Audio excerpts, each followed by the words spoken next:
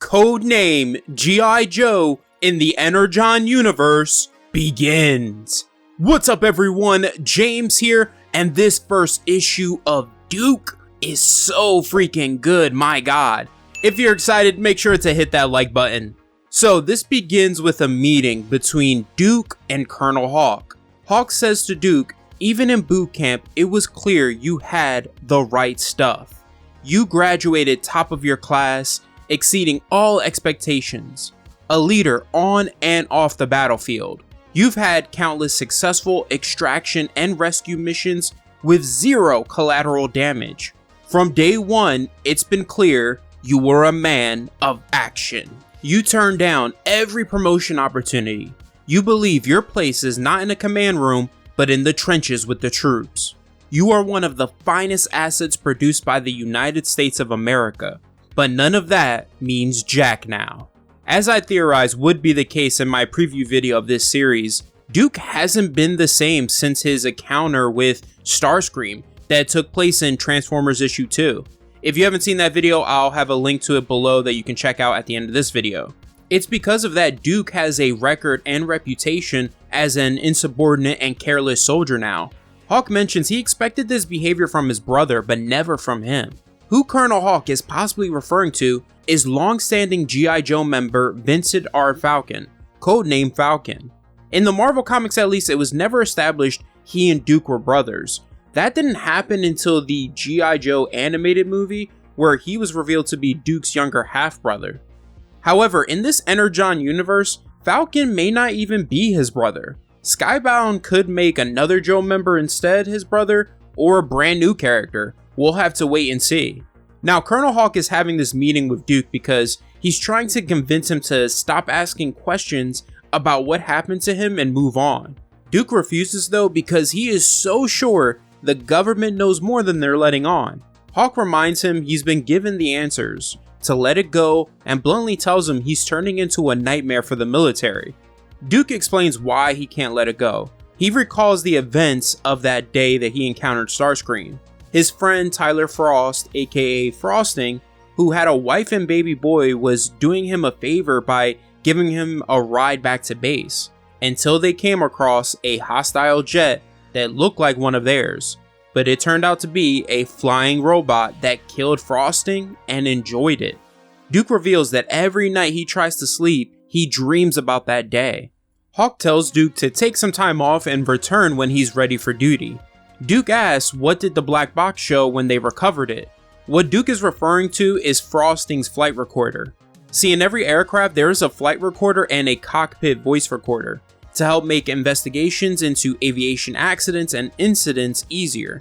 These days, they're no longer black, they're now painted a bright orange. Hawk answers they're classified, and that pushes Duke over the edge. He storms off while saying, I have followed every order to the best of my ability, sir, and right now my country is lying to me. I'm getting answers. I will know what that flying robot is, and then I'm taking it out. Fast forward to 6 months later, Duke is in Washington, D.C. One thing I want to point out here is Duke has a stack of books in his passenger seat. There are a bunch of UFO, extraterrestrial based books, and one of them says Mindbender, a little Easter egg for Dr. Mindbender. It may be his book, it may not be, we don't know. Now Duke is in DC attending one of these alien conspiracy theorist meetings. Amongst the crowd, Duke overhears various conversations that are references to G.I. Joe and Transformers. One conversation mentions they saw a truck stand up on the freeway, obviously talking about Optimus Prime. One guy says the aliens live in a secret society in the ice, referring to the kingdom of Cobra. Another guy says that little green men are inside the aliens' heads piloting them. That's referring to the Transformers headmasters. After hearing all this, Duke believes it was a mistake to come here, until he's approached by Dr. Adele Burkhart, a physicist who is running this meeting. She admits to Duke she uses meetings like this as a front in order for her to hide her real work. When it comes to Adele Burkhart, she isn't a new character. She first appeared in the first Marvel G.I. Joe comic.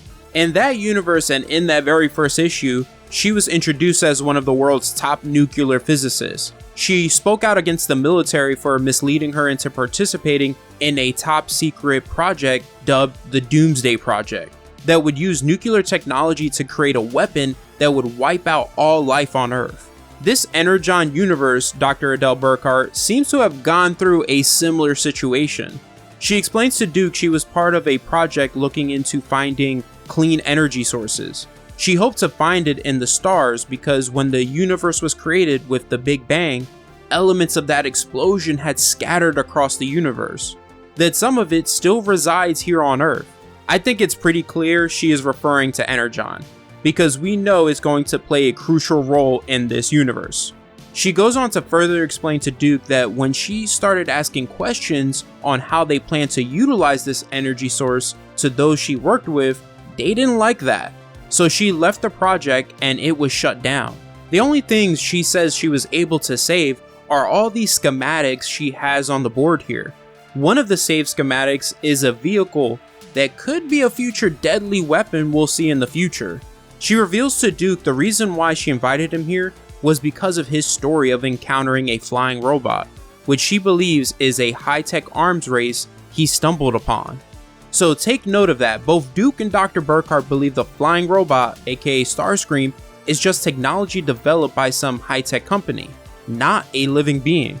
The one company she suggests that could be behind the flying robot is m.a.r.s Industries. Now, m.a.r.s stands for Military Armaments Research Syndicate.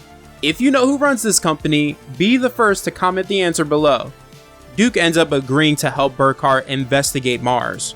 Sometime later, he successfully sneaks into their headquarters. He descends to their basement level, takes out their cameras, sneaks past their guards, and eventually reaches this hidden level, where m.a.r.s has hundreds of tanks, helicopters, and robotic exosuits. The exosuits remind him of Starscream and confirms his belief that someone created the flying robot. When Duke says to himself, "I knew it," suddenly someone grips him from behind saying, "You don't know." This is Mercer, built like a tank. If you saw my G.I. Joe vs. Transformers series, then you've seen him before. He first appeared in Devil Deuce Publishing G.I. Joe comics. Now he and Duke go head to head, trading blows. Though Mercer does have the size advantage, that doesn't matter because Duke has the skill advantage. He gains the upper hand in the fight, but unfortunately for him, he gets jumped by all these m.a.r.s soldiers, and Mercer lands a blow that ends the struggle. As Duke is being dragged outside the building, he's yelling things like, "You built it, I knew it." They call him a nut job. Mercer asks his boss over comms, who saw everything that happened through a hidden camera and a statue, if he can kill Duke because he saw too much. Mercer's boss, and the man behind m.a.r.s Industries, is James McCullen Destro, better known by his surname, Destro. Hands down my favorite Cobra character.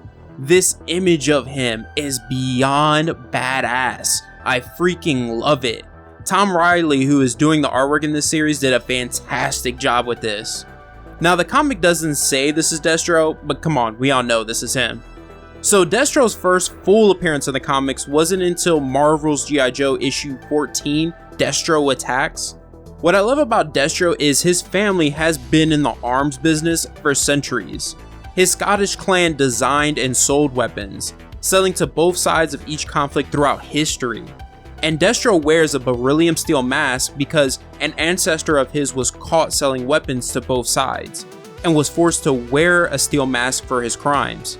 Eventually, the Destro clan turned it into a symbol of pride to be worn. Destro answers Mercer saying his family didn't get this far by killing everyone who poked their nose into their business. If they kill Duke, it will draw attention to their operation and make them a target.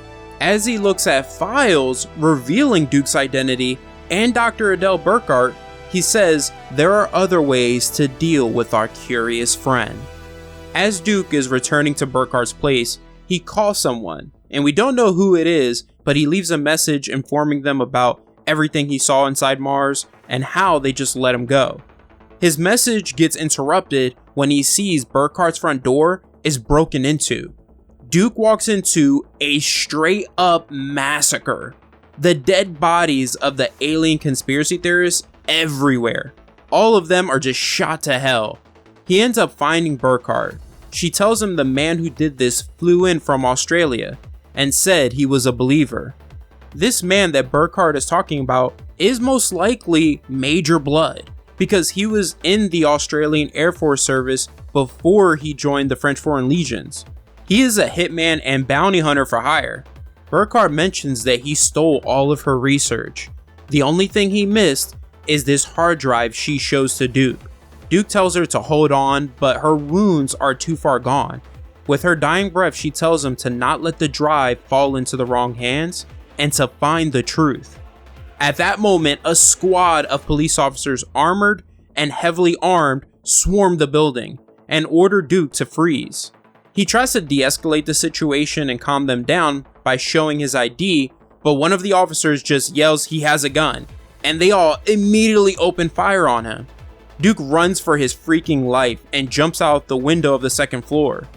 Though he is wounded, he is luckily able to escape and seems determined now more than ever to find the truth about the Transformers, m.a.r.s Industries, and find the man who killed Dr. Burkhart. Now, it's definitely possible and more likely that Destro is the one who killed all the conspiracy theorists and stole Burkhart's research.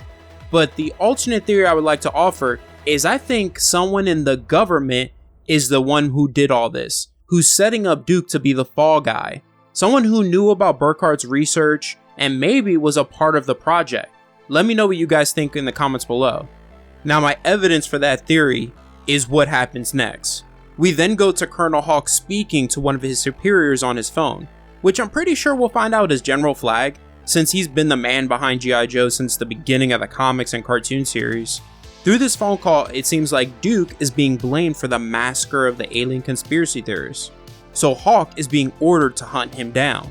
Hawk says to his aide Krieger, Duke has gone rogue. Now his aide here is Courtney A. Krieger, aka Covergirl, a well-known Joe member.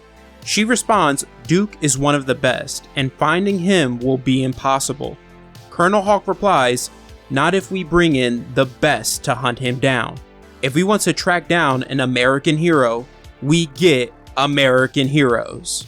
We then see Stalker and Rock and Roll. Yes, that's right. The formation of G.I. Joe begins, and their first mission will be to hunt down Duke.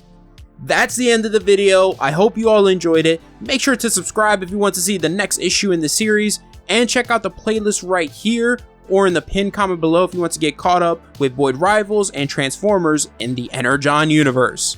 Other than that, have an awesome day, and always remember every day to Yo Joe and go beyond.